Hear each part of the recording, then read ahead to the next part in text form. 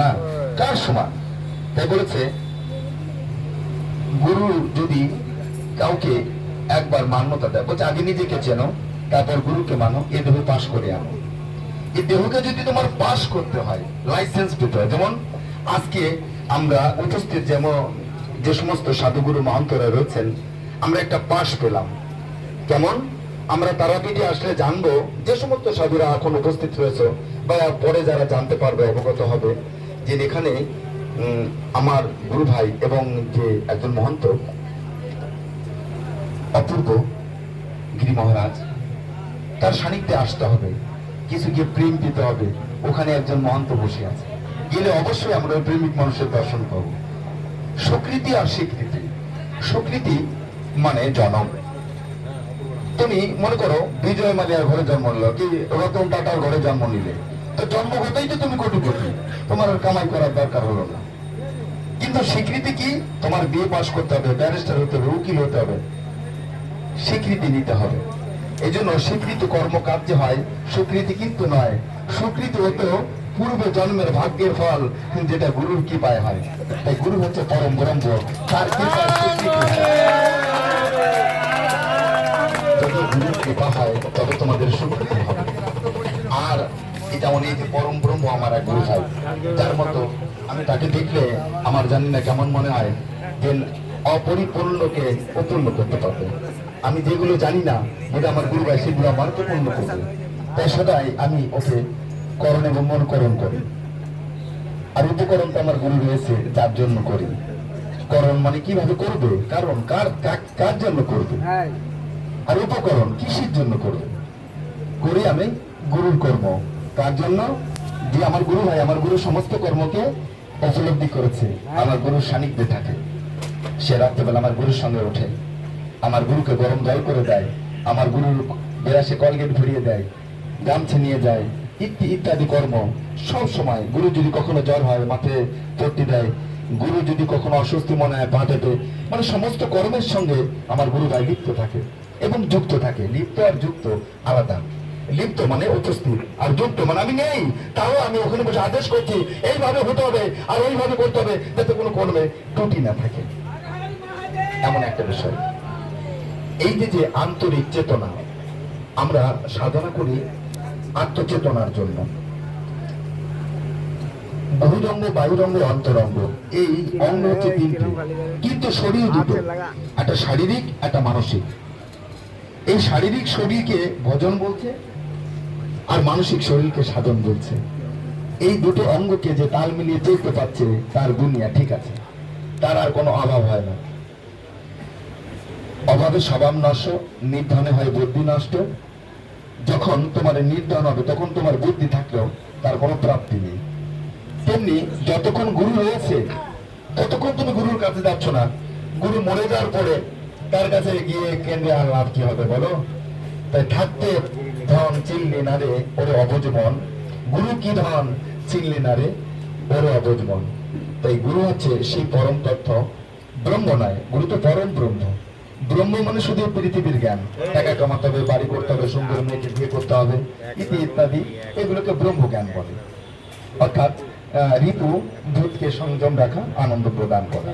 কিন্তু এটাকে সাধনা বলছে না। সাধনা কখন হচ্ছে?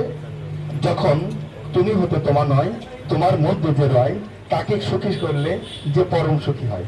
অর্থাৎ নিজে সুখী নয়, তাও যেন সুখী। নিজে খাচ্ছি না, কাউকে খেতে দিচ্ছি, তাও যেন পরম আনন্দ। আমি ভরছি না, তাও যেন আমার ভজন হচ্ছে। আমি করছি না, তাও যেন আমার কর্ম হচ্ছে। একটা জপা, একটা অজপা। আমি গুরু রাখছি, আর জানি আমি পুজো দিচ্ছি। কেন? গুরু বলেছে আমাকে গুরু রাখতে, তাহলে গুরু রাখলেও আমার পুজো দেওয়াই হবে।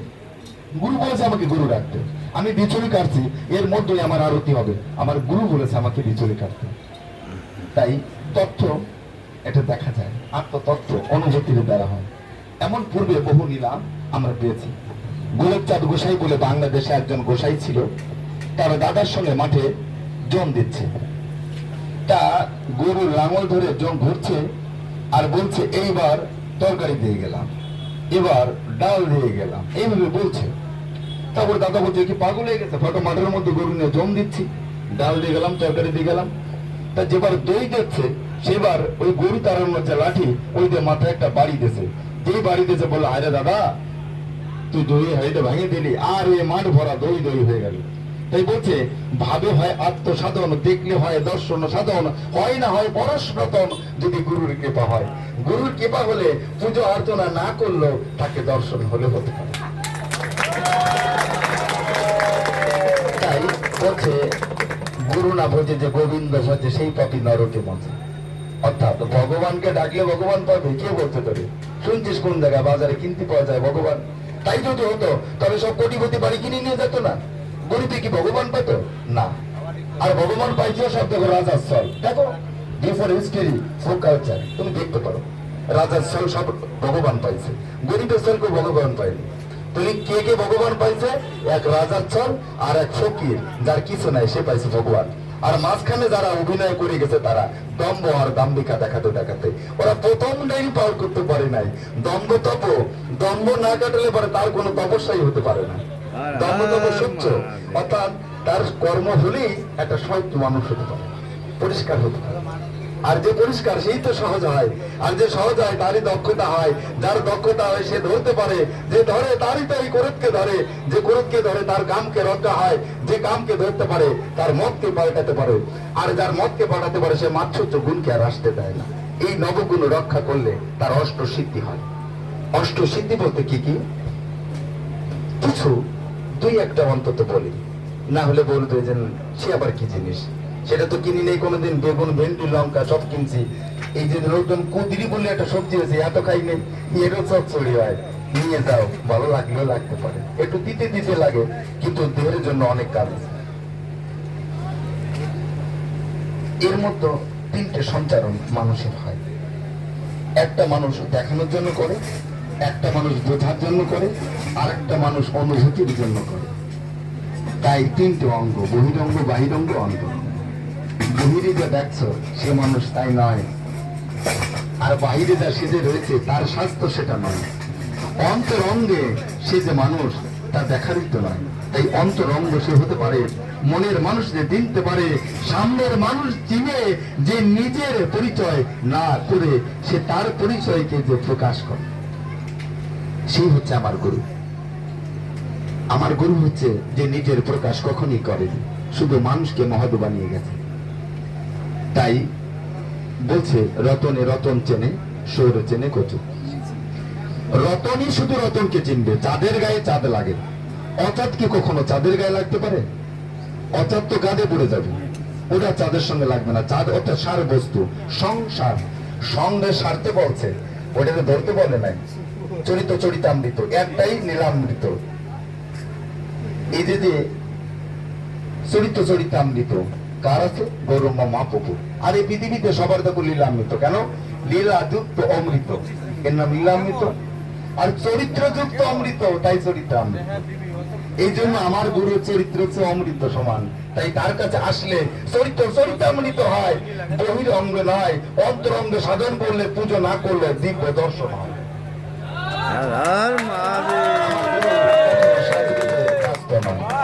আমার গুরু বেশি সাজেনি কখনো, গুরুকে কখনো সোনো পাউডার লাগাতে দেখিনি।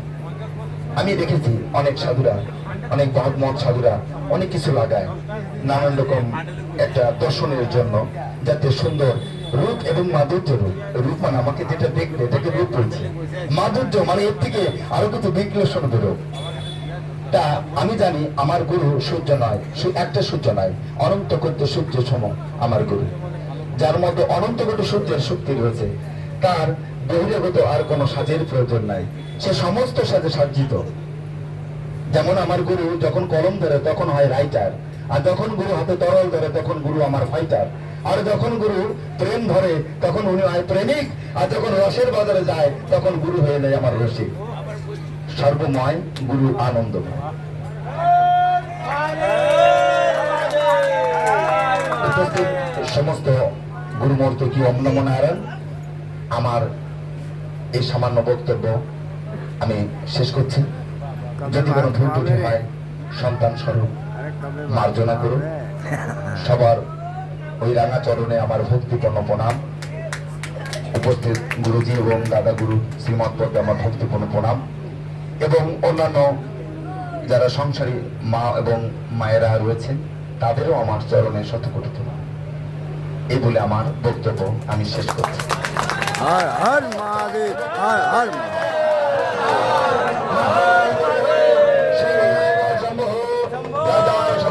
महाराज की जय हो, जय जय रजितानंद गिरी महाराज की जय हो, जय जय ओमपुरी शंकर गिरी महाराज की जय हो, जय गिरी जय अमन नमन हर हर महादेव।